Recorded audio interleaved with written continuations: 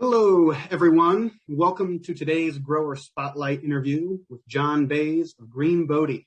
My name is Eric Sandy, and I'm the digital editor of Cannabis Business Times. Today, in this live interview sponsored by Foes, we will discuss John Bays' life as a cannabis grower, from his philosophical inspirations to his day-to-day cultivation strategies in Oregon. If you're interested in learning more about how a deep appreciation for the plant can translate into production prowess, then you're in the right place. Feel free to add your own questions to the conversation as we get going. You can click the Q&A box at the bottom of your screen. That'll open the Q&A window. Feel free to type your questions in there as we go along with the interview. Also, just know we are recording today's interview, and we will be distributing the video and audio, of course, to all registrants via email in a couple days. So with those notes out of the way, let's begin the interview. Welcome, John. Very glad to get a chance to talk with you today. Wondered if we could maybe set the stage a bit by just having you describe your facility and property and a few of the characteristics that are most important to your work. Well, we have a bunch of different facilities. We're working with a lot of different people across the U.S., and we do a lot of different consulting. One of our specialties really is being able to take a little and make a lot out of it. So we're really not too concerned at having a super state-of-the-art facility that costs millions and millions of dollars to set up. We can pretty much take anything and create our level of product with, the proper lighting and the proper passive airflow most of the year, with some HVAC controls in the hotter air months, and pretty much produce, what we've been told for the last 2 decades, some of the best medicine in the world. So we don't believe that you need actually a high-tech, state-of-the-art facility if you've got the right conditions to create the proper VPD and the proper environment for your plants, actually. Absolutely. And before digging into some of those specifics of what some of those, proper techniques might be, could you talk about, as 2022 gets underway, some of the genetics you're currently working with that you're currently excited about in Oregon? Yeah, we just did a collaboration with Bodhi Seeds, a good friend of ours, Plant More Seeds on Instagram, where we took his Larry OG Purple Unicorn F3 and crossed it by a bunch of things, and all the proceeds are going to the Library Learning Center of His Holiness the Dalai Lama in Ithaca, New York. Another thing that we're working on right now is we got a couple Helmand Afghani males from Coastal Seeds from Kagyu, a good friend of ours, Michael. He basically gave us these old Afghani seeds to do a collab, so we're taking those, and we found a couple really, really beautiful males, and we're going to put those by a lot of things. We also got another collaboration with Brothers Grimm Seeds through my other friend, Michael Abramson, who's a partner with Mr. Soul with Brothers Grimm. We're taking the golden pineapple, which is also, the original name was Ice Princess. It's the White Widow by Cindy 99. And it moved around the nation or whatever, and came to the name Golden Pineapple till we found out what the actual lineage and who it was from. But the name's Ice Princess, so we're putting that by a bunch of things also in a collaboration project with Brothers Grimm. We made a couple new things recently that we were really hyped on. The Ancient Aliens, which is the GMO by Ancient OG, which is from a previous collaboration project with Plant More Seeds, Bodhi Seeds. So that project, we actually raised about $17,000 for His Holiness Library Learning Center through that collaboration project. So we were pretty hyped about that. I mean, we got a lot of things going on. We're just playing around and doing what we do, but those are the kind of the, more well-known projects, but we got a lot of little stuff we're goofing on all the time. So I love it. Yeah, we may return to some of those examples as we get going here. Just figured that might be a good stage setter, and certainly the charitable aspects too we'll return to. But wanted to just back up a little bit now that we're getting into the interview here. Of course, looking into your background, you've made several fairly major life changes and career changes along the way, including at least one, and certainly several more, that were influenced by psychedelics. So I want to just maybe dig into that a little bit. Could you talk about the importance of that source of inspiration, the importance of being willing to be open to change? And this might seem like a basic question, but I think it gets at some important themes that we'll be talking about today.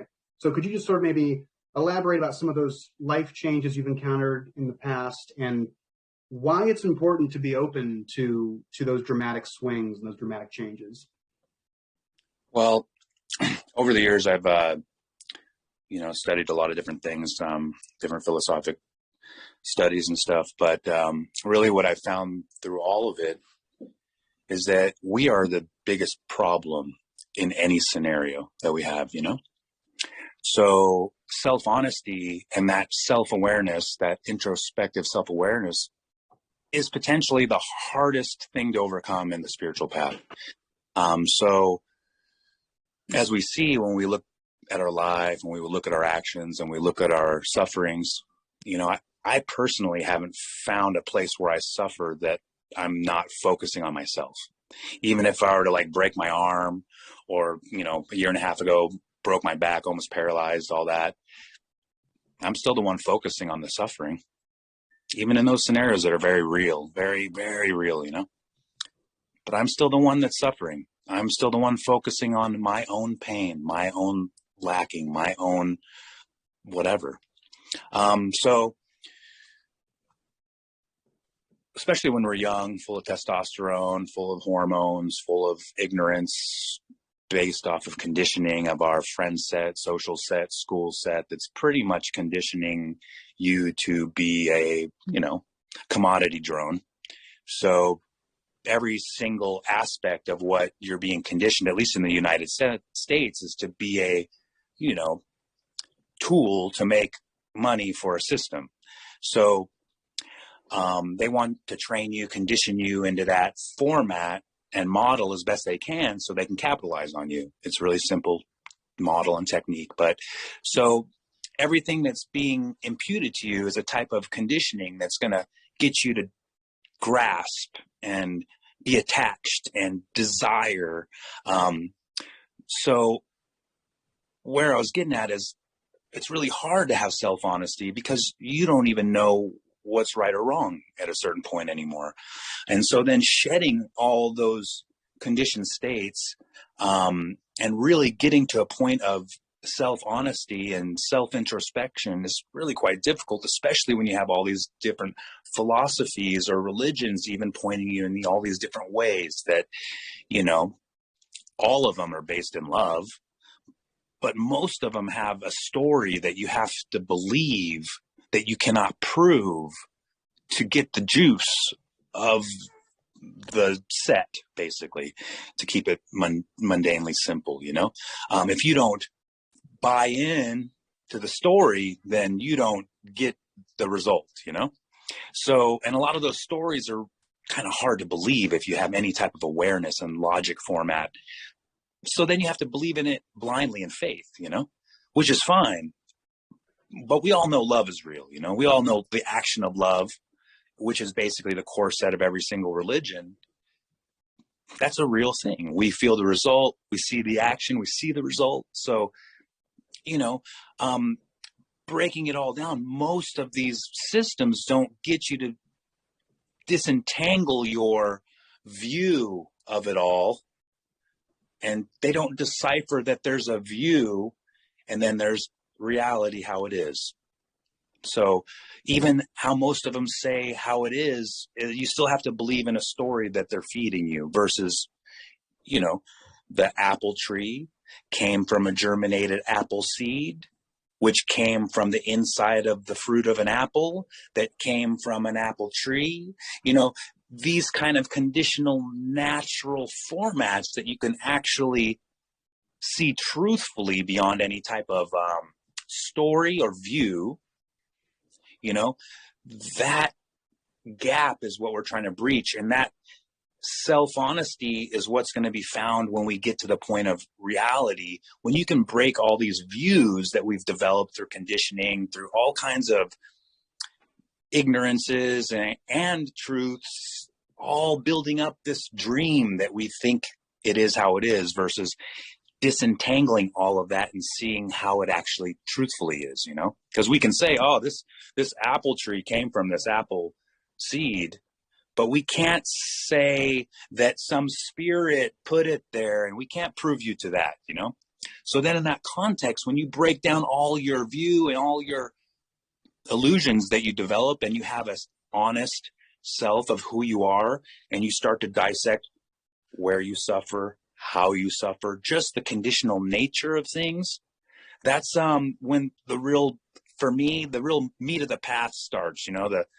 so with psychedelics, the psychedelics show you that self-honesty better than almost anything, because it'll crack through all your barriers and show you you're basically an idiot, that you aren't helping as you should. You're not as kind as you should. You don't speak to people how you should. Your action in life isn't as elevated as it should.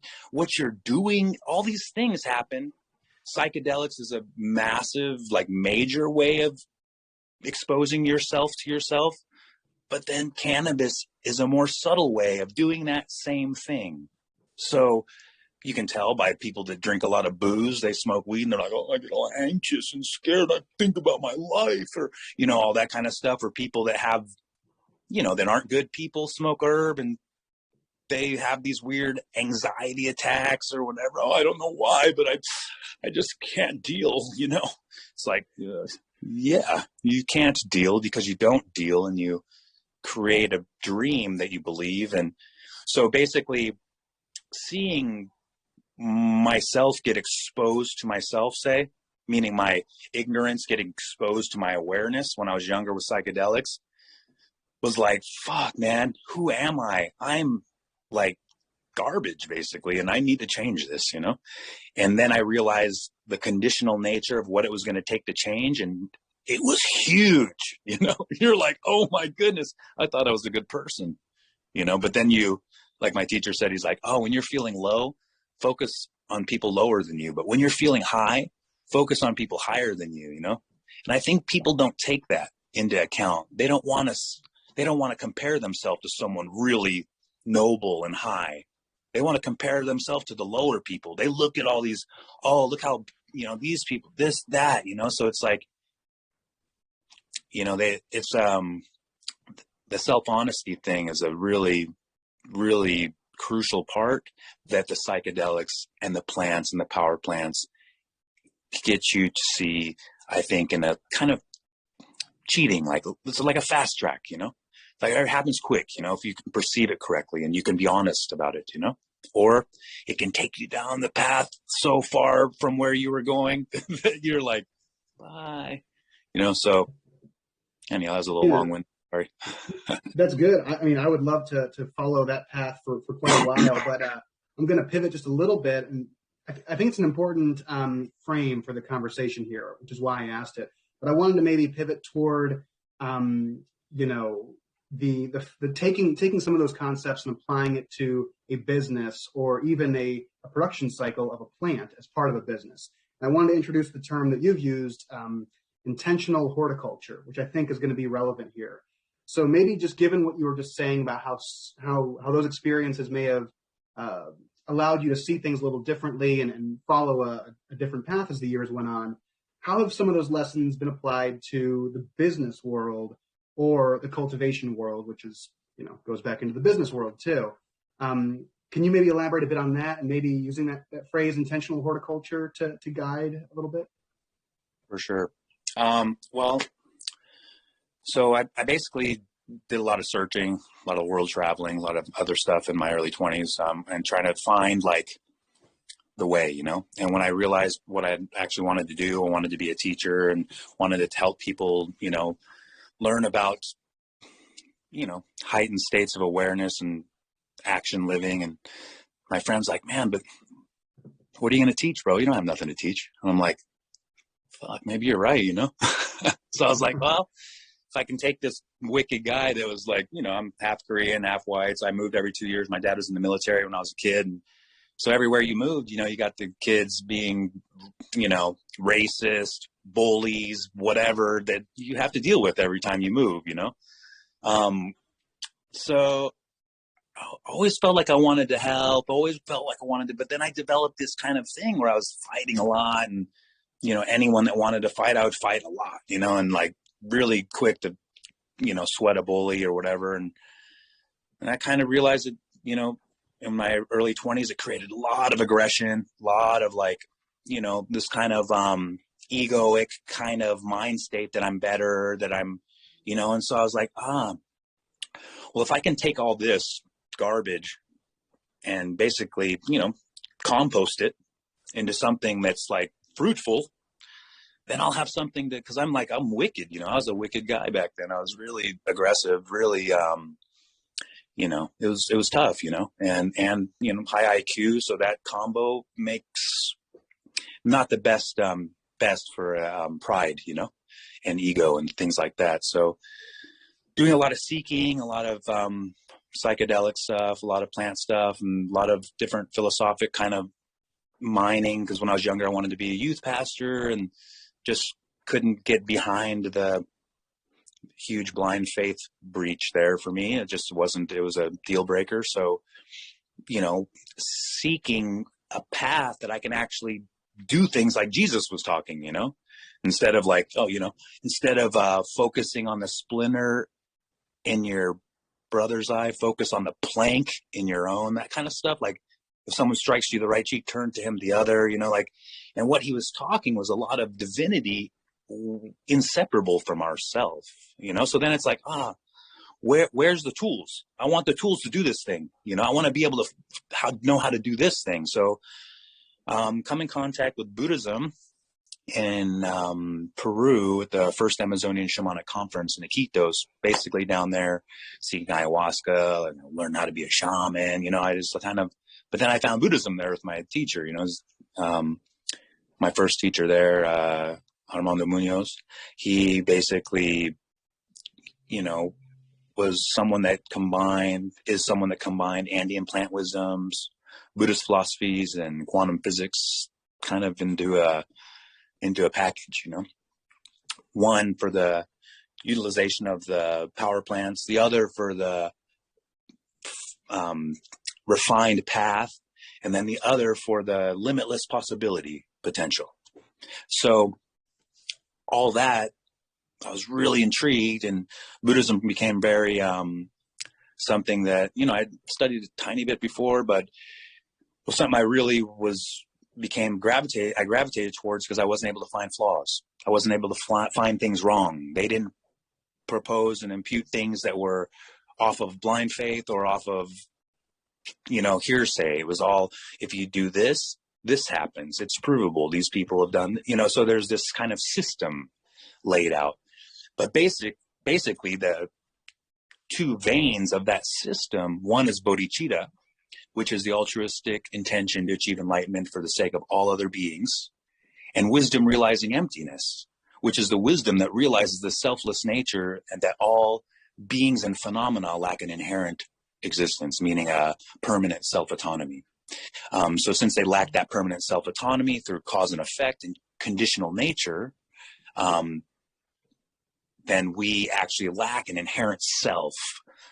So doesn't mean that our self doesn't exist. We are here, this is all happening, but it exists relatively versus, inherently and through self-autonomy, meaning the creation, production of its own self, So in turn, bodhicitta, the altruistic mind that wishes to achieve enlightenment for the sake of others, is basically the root of compassion, it's entangled. With bodhicitta, you have an aspirational aspect and a fruitional aspect. Aspirational is the prayer and wish to, take another suffering. And then the fruitional aspect is actually the action of doing so. So for me, as with anything, I'm kind of fanatic about stuff. So I really dove in hard and really, from 3, 5, 7 hours a day of, beginning preliminary practice of Nundro and different things from study and frustrations and meditations and that, and kind of went all in. And then, after 3 years, 5 years, 10 years, 15 years, I've noticed a little bit of results, I can talk about it more, that's for sure, but Yeah, well, no doubt. I mean, I think it clearly informs Green Bodhi and the sort of the horticulture practices of that business.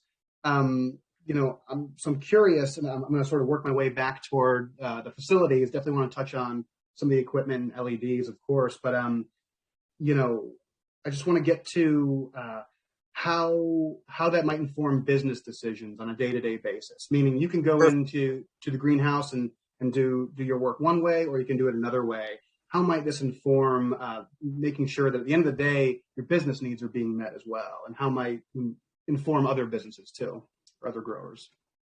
well, that leads back to intentional horticulture, to be honest. Sure. That's kind of the base of all of it, whether it be the action in the financial aspect, or in the horticultural aspect, or in our own self aspect. The thing is that we have this plant that we're all attracted to. It's a medicinal plant that we're all kind of, acknowledged, right?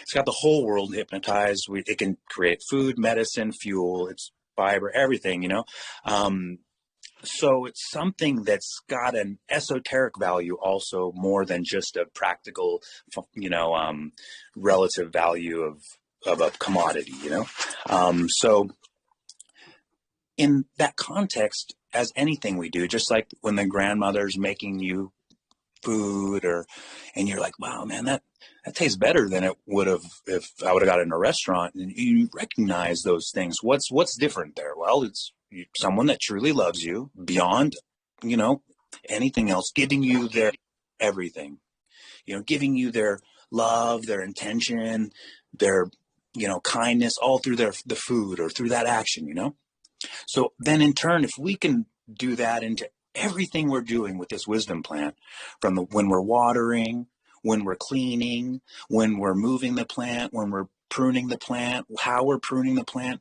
if everything's done in that heightened state of awareness, which, from my standpoint and how I'm teaching it, is based off those two values of selflessness and compassion, say. So how can we do that the best? Well, nobody has to talk about Buddhism. We can just talk about intention, and we can just talk about compassion, and we can just talk about love. We can talk about these things that are very simple, so the cultivator can go in there with that heart, that open heart, knowing that every trichome head there is going to actually create more peace of mind in another individual. So then they can do everything they're doing to cultivate a better version of that. So then in the end, the person experiencing it has a better result of that. Even in business, even in who you're hiring, even in the people working, what's huge? Integrity, So what's integrity? Integrity of your speech, integrity in your action, integrity of your word, integrity of your commitments, integrity into the system of being wholeheartedly in that action to activate, to execute all this idea of what we're teaching, which is, if you intentionally do something to help another being, it's better than if you're doing it to help yourself, So that's just the basics of it. And you can actually help others. That's helping yourself, because we're all part of this human biome. We're all working together. We're all working with this plant. So us actually helping another and helping other beings be free of suffering is ultimately helping us too. So we can know that that's the core in the background without us being the front of the action, So I think it leans all into all aspects of business when you start putting these kind of core base philosophies, which, are all based on helping others, into the forefront of your business, into the forefront of your cultivation, into the forefront of your relations with who you're dealing with and how you're dealing with them, Yeah. And I know I keep using the word frame because I do think it is, I feel like we're sort of continually moving into more specific topics as the conversation goes on here. And certainly wanted to just tilt things over to Foes real quick. Of course, they're bringing us together here today. And, You've been using their LED light systems. So just getting into really, more specific equipment questions. Just wanted to ask how you landed on LEDs and certainly specifically Fose's LEDs and how those systems might help you achieve the goals that you're just talking about there. Well, it took me a long time to get to LED, to be honest. I was kind of a skeptic. And then I started working with one company. They had it, fairly dialed out. And it was a beautiful thing because basically you're getting double the yield with half the wattage. So then when I started working with Fose, it was like as big a difference as it was from I was using double-ended HPSs with mixed light LEC, The big difference as it went from this other LED company, it was that big a difference from that LED company to Fose. Like, I mean, astronomical, because I had to increase my food uptake or food top dress reality by about 30% to meet the old LEDs. But these, I had to do it again, another 25, 30% in increase in what I had to give the plants because there was no ceiling on the light capacity. Basically, the light can push as hard as I could push the plant, and we still haven't found a ceiling yet, So I'm still pushing the plant harder. The light's going higher in wattage and whatever dynamics I need. And things are getting more cracked out, more trichome production, more mass, insane, So I didn't really think I was going to come to a point where I couldn't keep up with the tech, say, I can, but it's like, I'm still like, trying to match it and what it can do for me and what I can do for the plant to get it to do its maximum potential, and that's, it's a game changer, game changer. Less lights, higher off the canopy, higher wattages, and the plant's just crushing and doing more than I thought it could do. So that's speaking for itself, really. And you can see off the Instagram or any pictures I'm posting, it's like, the things are hulked out, and the bract format and the flower structure, it's like on another level these days now. So, we really,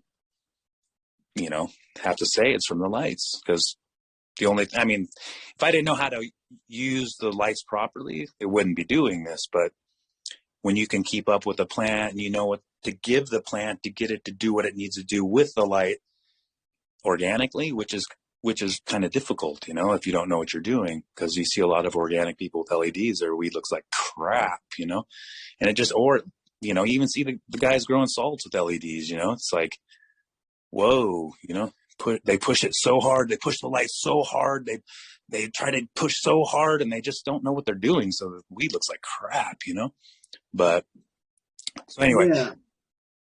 Well, yeah, I was going to ask, maybe sort of pivoting that question a little bit. What do you see growers getting wrong about that transition from another lighting type to LEDs, or what advice might you have for navigating that transition over time? Start low in the wattage. You can run your LEDs a little higher than you think, in the sense of, inches off your canopy. And really to start lower with the wattages and work your way up, and don't go too fast with pumping up the wattage, and make sure your plant's ready for it before you do it. Mm-hmm. That's like key. That is the key. Yeah. I know, you mentioned just in passing hiring and sort of personnel interactions. We were talking about intention and compassion at the time. And I just wanted to, just one more Fose question here. There are a lot of LED providers out there, and certainly a lot of different systems and a lot of different teams making these lights. What have those interactions been like with the Fose team? Meaning, on their side of the conversation, how have they been helping out or benefiting you as you've gotten this system dialed in? Their generosity is like huge, like top notch. The guys on the team are like always in smiles and super cool and been nothing but helpful. The decks they're putting together for their lighting decks on, their pitches on how they're, setting people up and what they're trying to, sell. It's like on another level, it looks like a whole, just a beautiful lighting deck showing exactly their options, what it's like. So, I mean, on a professional level, I haven't seen anyone that comes close in the industry, to be honest. On a generosity level, been nothing but generous and helpful. And, we're learning together. I think I'm one of their only organic people. Me and Green Life Productions, Steve Cantwell, he crushes also.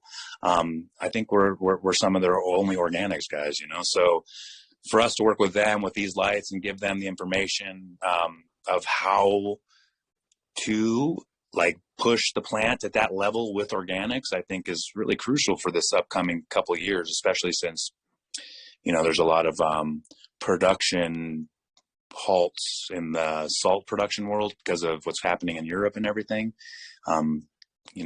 These salt farmers aren't going to be able to get CalMag, so it's like, good luck, boys. Well, yeah, and I think, maybe that provides a little bit of a segue into just market conditions in general, because I did want to ask about Oregon. We talked about genetics earlier and some of the things you're working on. Had a couple interviews with other Oregon growers recently. We've talked a bit about the market, but I wanted to ask you, what signals have you been getting from consumers in Oregon about either their tastes or their demands, and how does that influence your work?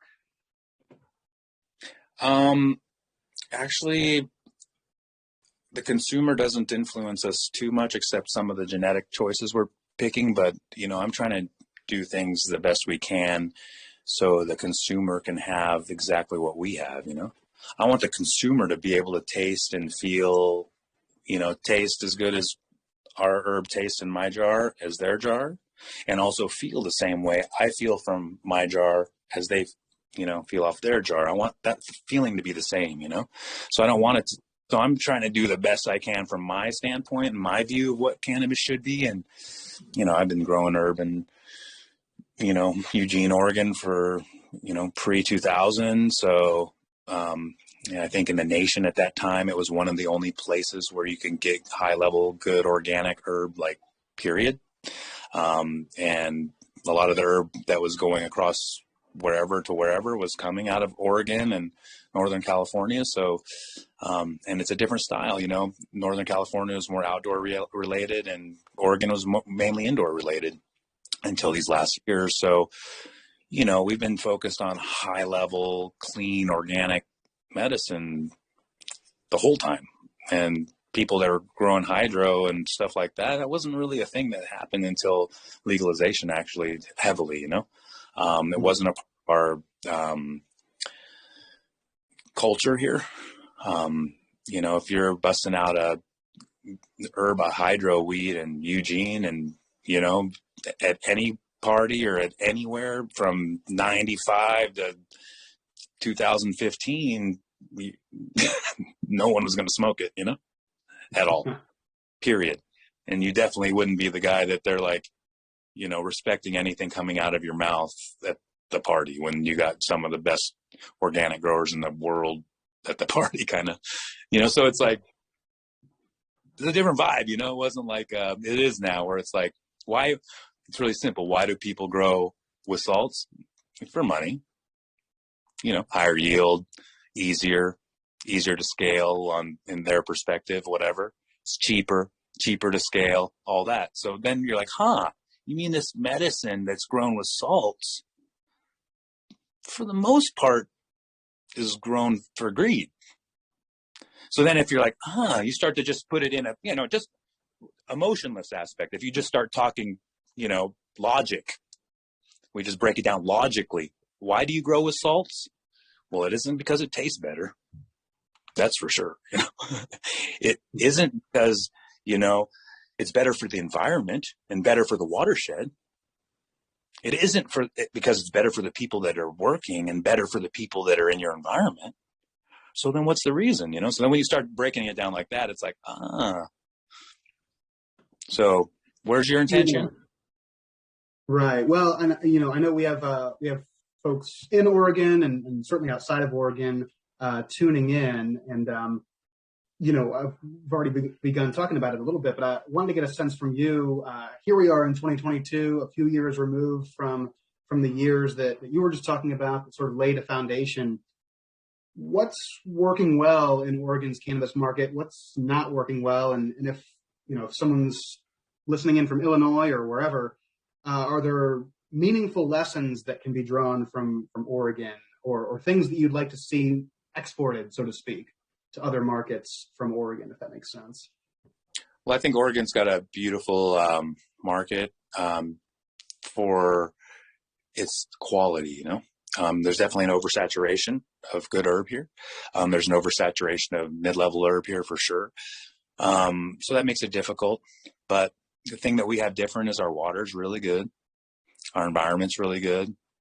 So that alone kind of promotes, that alone, better things that have that as an ingredient, So when you got cannabis, you got beer, you got foods, you got crops, you got meats, you got all these things that are really, beautiful products coming out of Oregon, the wine, the different things. What's its main ingredient? It's water. So, we have something special. You got hash, some of the best rosin in the world here, Why? Because the herb and the water, my friend, where he's making his rosin, in the high, up near Bend. So the water's really good there, So I, that, and the people are more focused in that here than the culture here is quality matters here. The quality of life. Why are you here in Oregon? Well, you don't want to be in big city life. You want to be in smaller city styles. You want to be in more, you want to have the ocean. You want to have the mountains. You want to have the desert. You want to have all these things, snowboarding, surfing, climbing, whatever. You want to have biking. And so that kind of lifestyle, certain people gravitate towards that. Those kind of people do certain things in certain ways. And I think that overall dynamic, it means something. So if that means something, then that means everyone's intention means something. So if you're going to do anything, anywhere, do it really first with a good intention to help yourself, family, people around you, whoever, the plant, this living organism that's a collection of different biomes that are developing all together with you, like all that kind of stuff. Yeah. I'm glad you mentioned water because I wanted to, of course, highlight that you had helped start the Water for Life project. And just wanted to touch on that real quick. Can you, just share a bit about what that is, but also describe how cannabis growers might be uniquely positioned to lift up communities doing work like this, as opposed to maybe other industries? Well, I think philanthropy goes hand in hand with cannabis just by its nature. But this project we've changed the name. It's called Wells of Dharma. So you can find it on Instagram. And, we've just finished our 50th well to where we're, putting hand pump wells in villages around the city of Bodhi in India. Most of these villages actually don't have any running water.